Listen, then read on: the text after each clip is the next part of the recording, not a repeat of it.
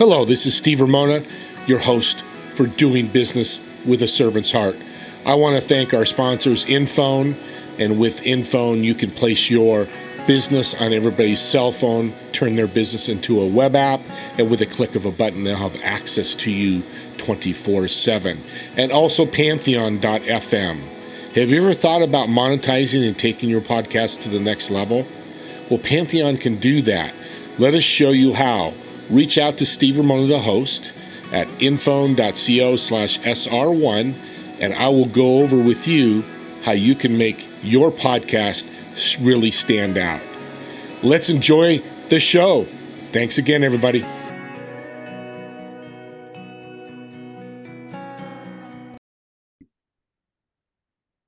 Welcome, everyone, to Doing Business with a Servant's Heart podcast. This is your host, Steve Ramona. And you parents out there, especially, and even kids, need to listen to this show because this guest is amazing. And she does amazing things for you that you're going to hear today that's going to really change your lives, because this is so important past COVID, or post-COVID is the new phrase that people use, which I'll use, but we all need help with it. Wanda, welcome to the show. Thank you, Steve. I'm glad to be here. And now the fly has entered back to the room too. So I guess the fly is joining on the show. So when she's moving her hand not too around, distracting. She's not slapping me. She's just taking care of business. So why did you want to start working with parents?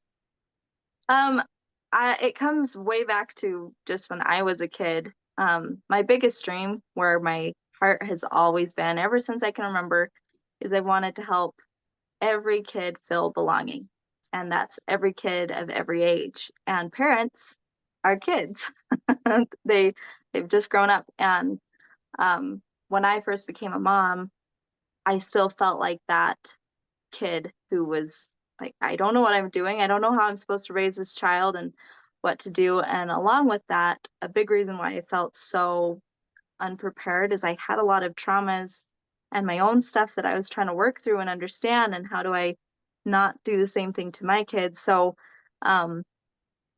if I can touch parents and help them heal that piece of them in a way of that I help them move forward and knowing how to help their kids, then I can help so many more kids by helping parents. And so that's why I do it, because people deserve to feel that love and that belonging, and that starts within their own homes. Amen. That's a great way of saying it. How do kids fit into the program?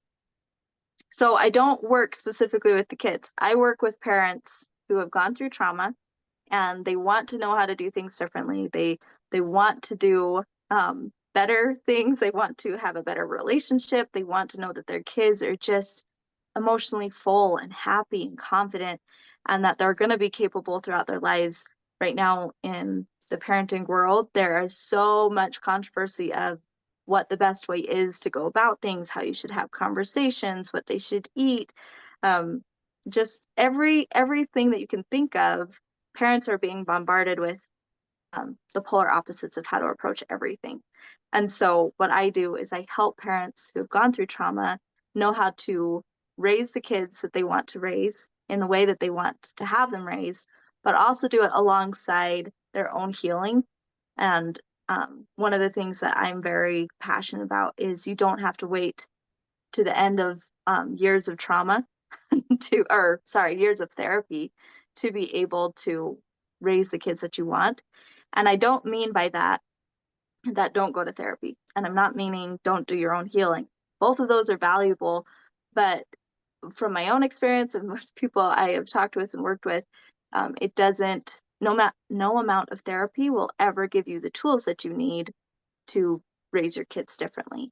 So whatever parents are at in their journey, whether they're going to therapy, feel done, go back every now and then, it doesn't really matter. You don't have to wait to be the parent that you want to be, even if it's right at the very beginning and you're just thinking about therapy for your own healing.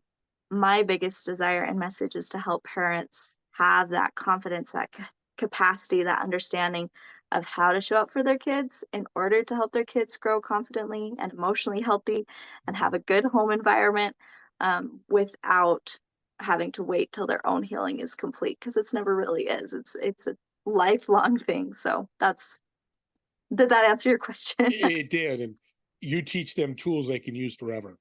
Yeah. When Yeah. things happen, here's a tool to remember, or they can reach out. Hey, what was that tool?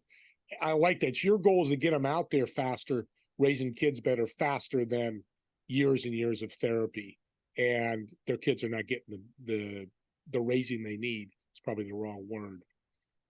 Well, and one of the reasons why I think this is something that I wish was around for me when I first started was when you go through trauma and your kid acts out, you're not just trying to figure out how do I help my kid through this and how do I govern them, but it brings up your own triggers, a flood of emotions, a flood of memories, and then you have the added layer of I want to help my kid, I want to do what's right for them, but I am struggling in this moment. And how do I meet my needs and their needs at the same time? And the biggest piece of advice when I was trying to figure that out, what for every single time was, well, this is what you need to do. Just picture your triggers, picture the memories, whatever it is, and put them inside a container, whether that's a jar or a box or whatever. And you're just going to lift that up and put it in the closet for a moment and you're just going to leave it there until you can address what your child needs. And then later you can go back and address your own stuff, which sounds like great advice typically, but um, for me, there wasn't ever any feedback of, okay, now my kid's taken care of. I'm ready to take that box out. What do I do with it now? And two, um, there was some things that were so triggering in the moment. I didn't have that capacity to put it aside. Like it was every cell of my body was experiencing something I had gone through as a kid. And so it wasn't possible to just put it aside. And I also didn't want to be neglecting my kids. So just learning that there is actually ways of parenting that built on this foundation of true principles, it makes it so much easier and it just comes flowing instead of having to remember a list of tactics that you have to do or make sure you do things perfectly because it's much more better when you know the principles because then it can be however messy it needs to be and it Yeah. still works. Well, and it's interesting as you talk, and this is great advice, is step parents have different challenges, but I would assume this will work just as well, right? Yeah, yeah, definitely. And is it harder for a step parent because of being a step parent to get through this, or is it equal parent or step parent? It doesn't matter. No, no, it really doesn't matter what phase of parenting you are or title of parenting that you have. And here's why. If you think of trying to achieve your a hobby, trying to excel in a sport, trying to build a business, they all have like core principles and foundational principles. And the same is true with being the parent that you want to be. And so I wouldn't ever tell somebody who's trying to grow a business, oh, well, sorry, you're 35, you've missed, like, this isn't going to work for you. I would definitely say, no, these are still the principles, they're still going to work. I'd never tell somebody who wanted to be a professional runner and they maybe have a prosthetic leg to say, nope, I'm sorry, that's not possible. Like, we know that is possible. There's lots that do. So it really doesn't matter what your title is, the principles apply to the person because it works across the board. How does your experience help you with helping parents? Well, I think it really is helpful when you know that somebody has gone through it personally. I went through a lot of traumas growing up, and just the constant yo-yo that goes off in your own head of being present and then being jerked back to the past and trying to figure out like how am I moving forward? Am I not honoring my own parents? And just like the constant just maze of thoughts going in your head all the time. Like I've gone through lots of coaching and I've done some pretty incredible programs, and all of them have been great. And I recommend them to people when they fit the right kind of growth that they're trying to achieve. But the biggest thing that I haven't found in my own journey is a coach who's gone through trauma. So when I have something that I'm working through, they get it most of the time, the coach always stops and they're like, okay, I have to wrap my head around what the heck you're talking about because those two things don't Yeah. seem to connect to me. And then they're able, like, they're still able to help and still able to move forward. But I always have to go through kind of this painful process of realizing I'm so different or I'm so weird, and they have to figure me out to be able to help me. And but the truth is, we're not so different, we're not so weird. It's to those who have also experienced trauma. So there are consistent patterns, and it is a way of life that can be easily understood, but it is hard for someone who hasn't gone through trauma to see those patterns as readily. And do you think post-COVID, like I said at the beginning, has caused more of this trauma to come out for people with more problems? Um, I I don't know how to answer that for sure. As far as Okay. it correlates to COVID, I would say everything in the world right now seems to be in an uproar. So could COVID have added to that? Definitely. I think the biggest thing is COVID, I think, added just another stressor. So if COVID hadn't have come along and another stressor come along, um, any family that's about to fall apart or going through trauma, or there's always some point that the tip of the iceberg will hit, and the things that I wish wouldn't happen will happen. Yeah. So I do think though that the added time with everybody together with COVID kind of added some awakening to some people that realized, holy cow, we're not functioning as well as I'd like. I definitely think that that added to it.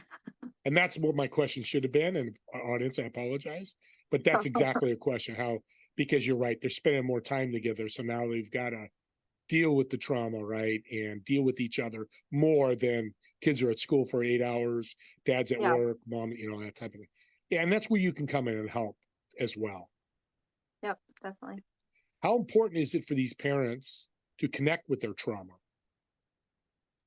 Oh, that's a good question. So obviously I'm not a therapist, and the actual like working through traumas, and I do part of that with helping draw the map forward as you figure out how to parent your kids. But um, connecting with the traumas, I would say, is more in the realm of therapy. Now, one of the things that has really helped me as far as this goes is I used to feel like my traumas defined me to a very core level. And now there's still some things that will pop up that are tricky to navigate, but none of it feels like a defining part of me anymore. But that's because of a principle that I use, like the foundational principles, and that is using your traumas as your baseline instead of using them as something you need to get over, something you have to get without. For example, if somebody were like your very first job ever, and say you made, I don't know, we'll go really low, $5 an hour for your very first job ever, and you get that check, and you're uh, just a dreamer, and you just love to shoot for the stars. So you have like the big dream of making, I don't know, $4 billion a year. You get that um, $5 an hour paycheck, and you look at that, and would you throw it away? You wouldn't ever throw it away. You would be like, oh, this is what I have. I'll use this to keep growing, to keep getting better. And so often when we yell at our kids, or when we like just disappoint ourselves in our navigation with our kids, or we are not patient, we're not present, there's so many things that we do as parents that we use it. It's like getting our paycheck, and we throw it away instead of, no, this is what I have to work with. These are my skills. These are my triggers. This is what's a frustration for me in my life right now. How can I use it to keep growing? When we start learning how to do it that way, the money's just like in business, the money would start growing so much better if you didn't throw away your paycheck. Your abilities start growing so much better if you don't throw away those things that you feel are your inadequacies. If you learn how to use them, it just goes, it just That's such a great analogy, because there's a professional baseball player. I'm a Major League Baseball player way back in the day. I won't say his name. People in the audience probably know. He got $1 million bonus check, and he hung it on the wall. And the team went out to him a month later. Hey, you got to cash this check. He goes, well, I didn't know. So he put the $5 check on his wall, thinking it was just like whatever he thought. He didn't realize it was a check. It's the same thing you're saying. I like that. So you use the trauma to grow with it. Wow, that's and is navigation a part of it? You said that earlier. I love that word. Is navigation part of your program? Yeah. So the way I like to describe it is, picture a family unit is like being in an airplane ride.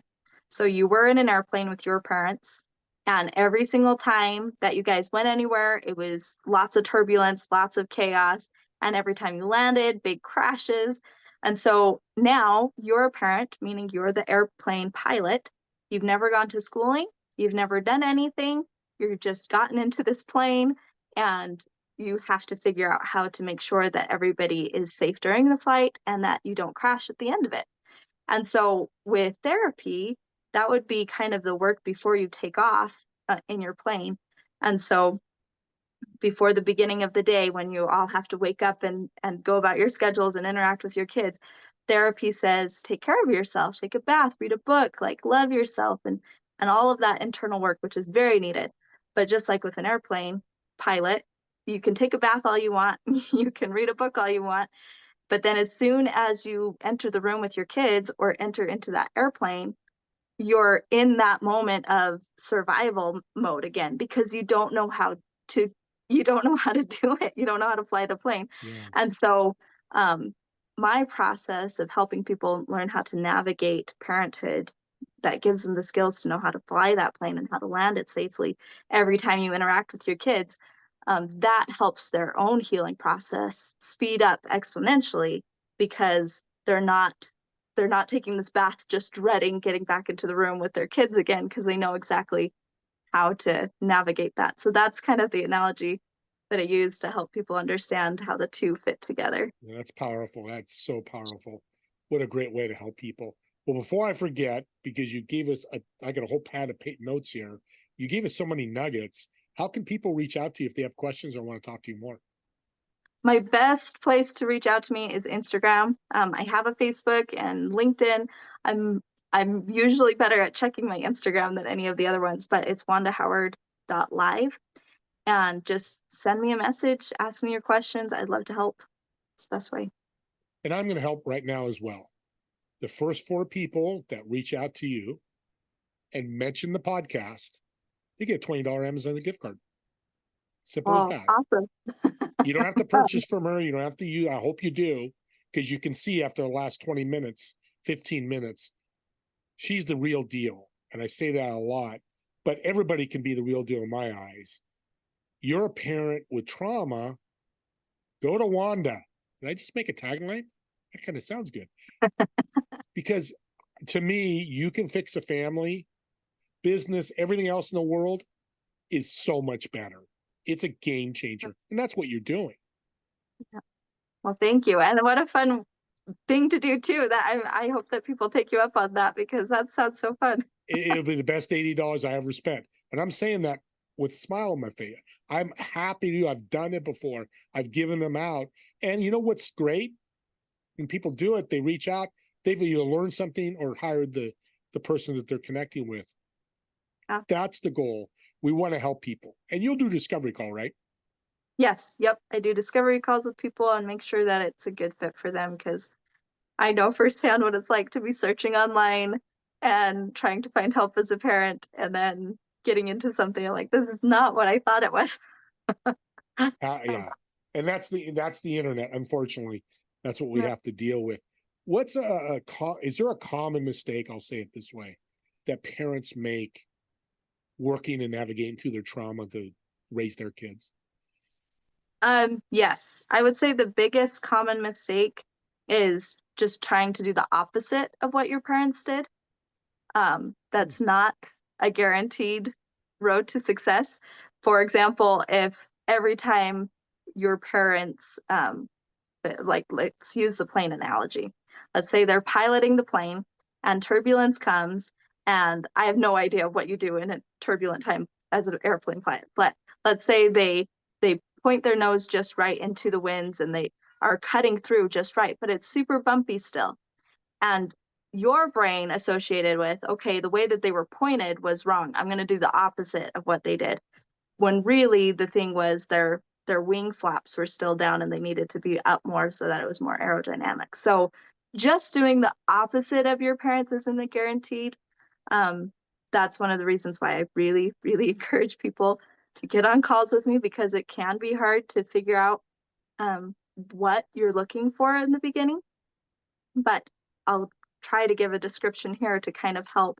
Is you're looking for the principles of what helps a child feel that love and that safety and that connection and that worth.